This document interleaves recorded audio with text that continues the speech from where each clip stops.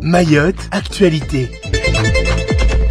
Lancé en 2014, le nouveau projet national de renouvellement urbain prévoit la transformation profonde de plus de 450 quartiers prioritaires de la politique de la ville. À Mayotte, 3 quartiers prioritaires ont été visés par l'Agence nationale pour la rénovation urbaine, le quartier de la Vigie en Petite Terre, le quartier prioritaire de Kaweni et le quartier prioritaire de Majicavo-Kouroupa. Aujourd'hui, on est sur le terrain avec une première phase de l'opération de renouvellement urbain qui touche à la voirie et à l'habitat que nous avons mis en œuvre.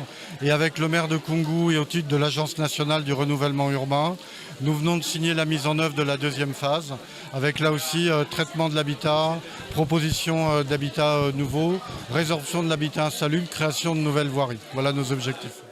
Le projet porte sur la priorité formulée par les habitants, à savoir traitement de l'habitat insalubre et amélioration de la desserte interne du quartier, ceinturant les hauteurs de Majicavo-Kouroupa, qui demeure impraticable tant pour la population que pour les services urbains de propreté et de secours. Aménager, urbaniser, créer des voiries, des réseaux pour que l'eau sale se jette dans des réseaux et plus dans la terre. C'est pour que la population ait accès à une ville de qualité avec la santé, premier sujet, de l'eau potable, l'eau sale évacuée dans les réseaux d'assainissement et puis également une ville sûre d'un point de vue technique, c'est-à-dire avec des fondations solides et pas des maisons qui s'en vont dans les ravines quand il y a des orages, etc. Donc c'est les priorités, c'est santé et sécurité, donc une ville qui permet de répondre à ces problématiques-là. Cette signature marque donc la deuxième phase du programme pour un chantier qui va encore se prolonger dans le temps. Pour le moment, on n'est que sur la première convention qui est l'aménagement de la voie. Comme vous voyez là, derrière moi, il y a plusieurs machines. Si jamais vous vous mettez à côté, il y a plusieurs machines qui sont en train de faire le terrassement. Il est presque fini le terrassement et donc là, on a attaqué le réseau.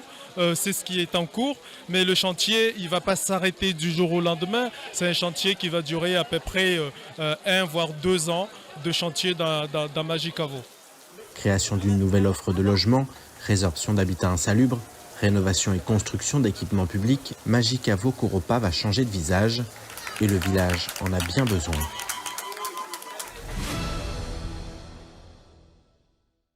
Lorsque ces faits se sont déroulés, la justice a pris la main, comme ça se passe normalement. C'est la procédure. C'est la procédure. Et à un moment donné, on a eu une décision qui a été rendue qui ne confortait pas les forces. Ça veut dire qu'on a eu l'ensemble des auteurs qui ont été remis en liberté. Et donc nous, on a demandé rapidement, et les organisations syndicales, dont Alliance Police Nationale, on a réclamé en interne. Et là encore, nos autorités ont été réactifs pour saisir le parquetier, pour qu'il y ait une nouvelle décision ou en tout cas une nouvelle analyse des faits, ce qui a été fait. Donc nous, ce qu'on attend davantage, mais là encore, je le dis ici, on a les chiffres, et moi je ne me fais pas le protecteur des magistrats, ils ont leur propre syndicat, mais quand on regarde... Aujourd'hui, le ministre de la Justice qui arrive, et nous on demande justement à le rencontrer, nos collègues aussi de la pénitentiaire ont demandé à le rencontrer, on n'a pas été reçus. Alors c'est facile pour nous de venir à la télé, de dire non mais le parquet, les juges ne font rien. Mais nous on aurait voulu que le ministre de la Justice nous entende et qu'on lui explique réellement ce qui se passe et qu'on lui dise qu'à un moment donné, ce n'est pas la police contre la justice ici. Le délégataire du port MCG est régulièrement sujet aux critiques et aux attaques. Idanel, la présidente du groupe, assure ne pas avoir le temps de répondre et laisse ses avocats parler pour elle en justice. Néanmoins, elle a décidé de s'exprimer à l'avenir sur les réseaux sociaux afin notamment de protéger ses équipes. Les populations, ne savent pas toutes les choses et il y a certains gens qui veulent véhiculer via la presse écrite un certain nombre de fausses choses qui m'attaquent calomnieusement et tout ça. Moi, je m'en fous dans mes trucs, mais c'est plus pour mes personnels.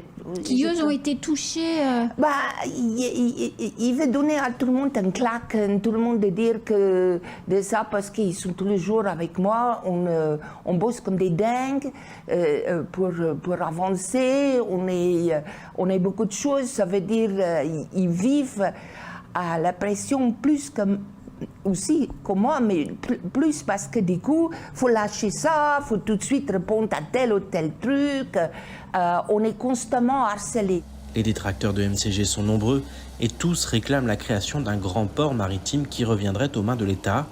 Néanmoins, Idanel ne l'entend pas de cette oreille et assure qu'elle ira au bout de son contrat de délégation de service public. On n'est pas en république bananière quand même. La France n'est pas en république bananière. Ça veut dire il y a un contrat, il y a des choses, c'est pas possible. De toute façon, ce qu'il y a, c'est certains. Il y a un ou deux qui dit oui, vous n'avez pas posé le document le 10. On a posé les documents le 10. Malheureusement, je ne peux pas emmener ça, mais je vais poster ça sur ma Facebook de là. Plus tout ce qu'on a posé, je vais te dire, c'est haut comme ça, c'est large comme ça, c'est 3 sacs de Jumbo Score, plein de documents. Que vous avez déposé. On a posé. On a posé une partie et on va reposer là la deuxième partie. En attendant de connaître la suite du feuilleton de la gouvernance au port, les projets avancent. De grands travaux sont notamment en cours ou à l'étude. Concernant le projet gazier au Mozambique, il a été reporté d'1 an. Un mal pour un bien, selon Idanel. Ça bouge côté Mozambique. Hein? Oui. Les Italiens ennemis ont commencé dans la mer. Exactement, oui. En mois de juin.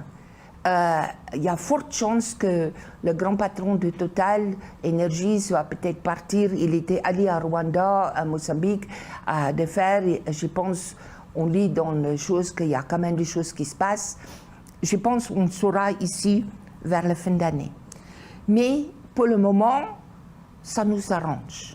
Parce que le département n'est pas suffisamment avancé avec le quai 1. Les quais 1, je Moi, vous rappelle, c'est pour l'assemblage des tuyaux. Moi, je fais mon parti. Oui. Je fais la plateforme Oui. de 12 000 mètres carrés est prête. Le grue pour Manipur vient d'arriver. Ça veut dire, on peut dire, heureusement, on a été 3 mois en retard parce qu'on devait être prêt déjà en octobre 2021.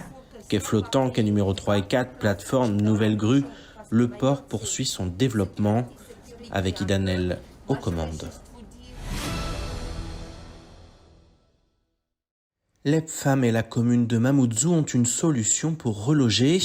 À travers le projet d'Avoudago, ils proposent de construire local, durable, responsable et à coût maîtrisé. Ces logements à base de bambou séduisent puisque le projet a été primé par le programme ministériel engagé pour la qualité du logement de demain. Davoudago figure parmi les 20 lauréats et va ainsi bénéficier d'un accompagnement spécifique via l'incubateur du programme. Cela donne accès à des expertises complémentaires, à un appui de juristes, à un appui financier en études et ingénierie par la Caisse des dépôts. L'objectif est de reloger des familles actuellement occupantes de logements indignes amenés à être démolis.